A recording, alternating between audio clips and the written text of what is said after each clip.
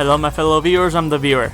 So while I was making the sideways video for Transformers Cybertron, no surprise that everyone knows that Megamind 2 is out. Now, I really want to get this off my chest. Now, this is gonna be more of a rant, but not because, oh, look, listen. Everyone has already made videos on how bad the movie is, and you don't need to hear my thoughts are gonna be the exact same. Just go watch someone else's video. But I want to talk about what the movie should have been. Now, what's been really driving me up the wall is the fact that it's clear as day that the people who made Megamind 2, who are supposedly the same people who made Megamind 1, it's clear as day that they didn't even watch the first movie. If they actually did, they would know that there's so much they could have done instead. Like, for example, if you just watch the very opening of the movie, we already know how Megamind and Metro Man showed up to Earth. Black hole swallowed their planet, and they had to go somewhere. So why couldn't we get a movie about that? We could have gotten a movie just about what happened there. Both planets are advanced enough to send babies across the entire freaking cosmos. I'm more than certain that these two planets would have been able to detect a black hole slowing up. Maybe there was a war between both planets, and they both made super weapons that ripped a hole in space-time, which sucked both planets in. Keep in mind that Megamind was privileged enough to get the only escape pod off the planet. And maybe it was because his dad was a high-ranking officer, or heck, maybe even the leader of the planet. Again, just more ideas on the table. Remember this, we never got to hear what Megamind's dad said to him, because remember, it sounded important. And he gave him a binky too, just as some sort of memento, it was a pacifier. Okay, well, I guess this leads me into idea number one.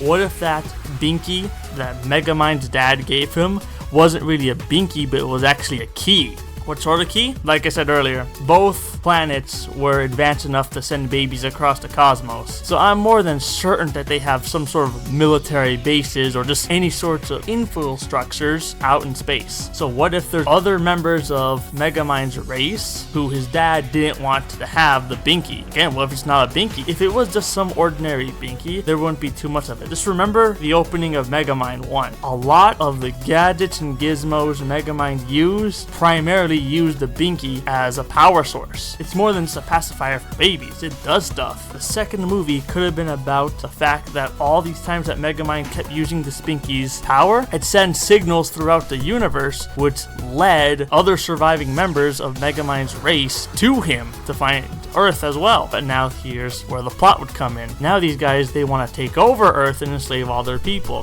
which leaves Megamind with a new dilemma. Is he gonna go with his people, or is he gonna protect Earth? Obviously, he's most likely gonna protect Earth, and who knows, maybe Metro Man will have to step in again. And heck, it might be a similar situation with Metro Man. Same thing, his dad was a high-ranking officer, or heck, even the leader, and sent his kid off. Then I guess we have idea number two.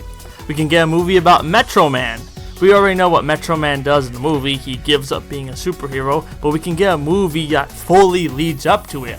Don't get me wrong, it's done very well in the first movie, but with the movie simply revolving around Metro Man, we can simply dive into his side of the story, and we can see how all this responsibility really weighed on Metro Man. That's, again, just another idea. Idea number three then. What if by some miracle, Megamind's parents are still alive? Somehow they survived the whole collision. Because remember, if you go back to the first scene, that planet still had a good few moments before it was fully enveloped. And yeah, I know, we saw the whole white smoke and everything, but again, maybe it's not his parents. Maybe Megamind has a brother out there. Who knows? And going back to the binky, what if he finds him and they need to use the binky to stop some other alien race from taking over the whole universe? Just another idea. But hey, maybe all these ideas are complete trash. This is all just using information and speculation from the first movie, not doing whatever the hell the second one's doing. And I guess I'm gonna say this right now. The first movie really established that Megamind and Metro Man were unique, so just introducing a whole slew of supervillains just makes no sense, because where the hell were all other supervillains before and after Metro Man? And introducing all these new villains just makes Metro Man look even more irresponsible for abandoning his responsibilities. But that's enough of that. Those are just my ideas of what could have been.